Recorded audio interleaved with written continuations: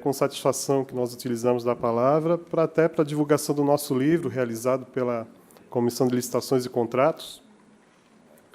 E o nosso trabalho buscou, nesses 25 anos da Lei 8666, abordar alguns pontos que ainda estão em discussão, em razão de que já foi uma lei, como anteriormente já mencionado, já nasceu com críticas, com a necessidade de atualização, de revisão, mas que, no seu cerne, ela não pode ter violado seus princípios. O princípio da ampla concorrência, da isonomia, que, quando, na ausência do dispositivo legal, não encontramos amparo para fundamentar alguma decisão, é no princípio que a gente vai tirar o recurso necessário para fundamentar as nossas ações. E, ultimamente, o princípio da ampla concorrência e da isonomia estão sendo, podemos dizer, esquecidos pela administração pública. A própria administração pública que elabora o ato normativo é a primeira a descumpri-la. E, nesse sentido, os editais de licitação, nas 3 esferas de poder aqui no Estado, eles estão utilizando do mecanismo previsto no Convênio 26 de 2003 do Conselho Nacional de Política Fazendária, promovendo a guerra fiscal e violando a isonomia e a ampla concorrência. Em 1975, aqui não está passando, diante de um Congresso Nacional engessado, havia essa necessidade de atualização da lei do ICMS e que não poderia aguardar os trâmites necessários para a inovação legislativa. Então, criou-se, lá em 75, na época do regime militar, a lei complementar que criou o Conselho Nacional de Política Fazendária.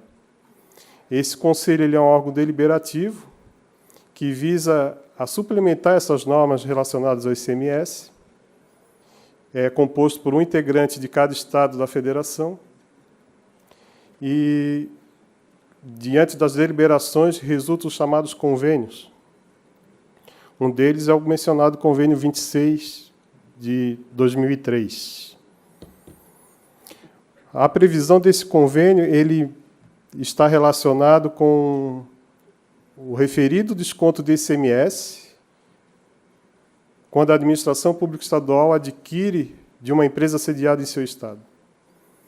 E qual era o entendimento do Tribunal de Contas, até porque a interpretação é literal nesse sentido, era de que o desconto deveria vir acompanhado na emissão da nota fiscal.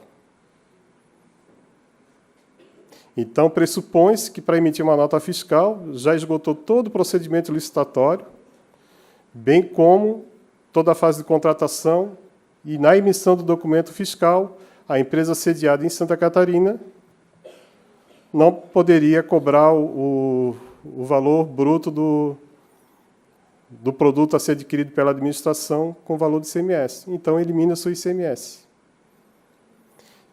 Diante de algumas situações ocorridas em outros estados e a necessidade de economia na sua aquisição, a Secretaria de Estado da Fazenda, em 2015, promove uma consulta ao Tribunal de Contas solicitando a revisão desse posicionamento.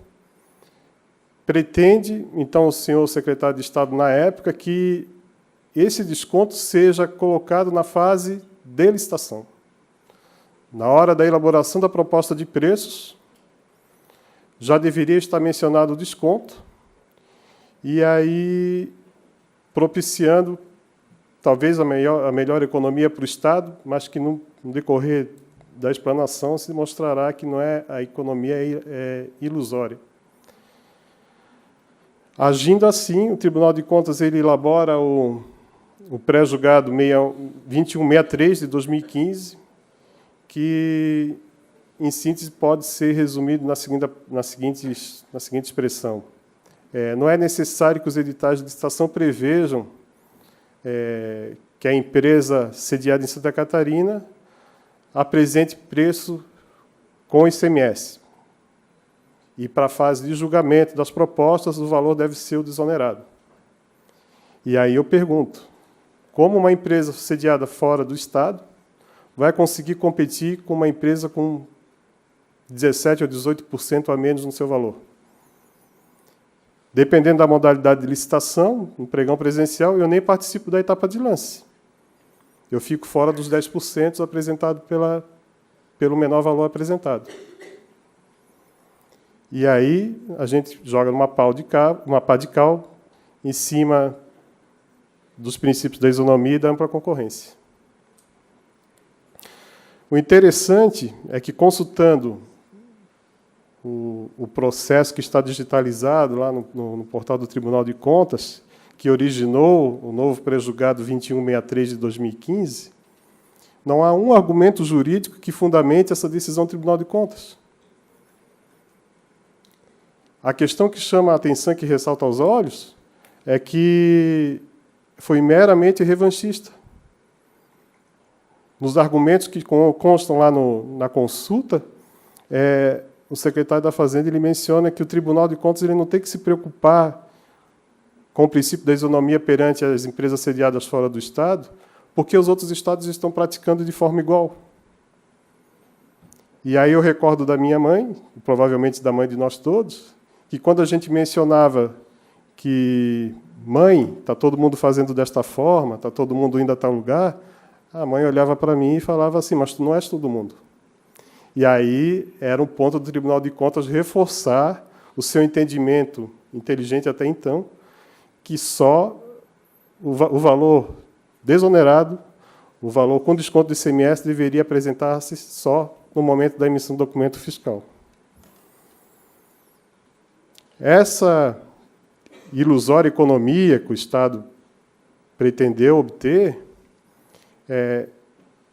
eu chamo de ilusória porque, sem o ICMS, não há arrecadação. Porventura, os municípios deixam de ter a sua participação também no ICMS. A economia ela fica estagnada, não há uma geração, não há um ciclo de capital. Bem como a violação, entendo que há a violação de vários dispositivos legais decorrentes disso, como a Lei de Responsabilidade Fiscal, ante a renúncia de receita, a infração à ordem econômica financeira em razão da discriminação da origem do produto. Eu estou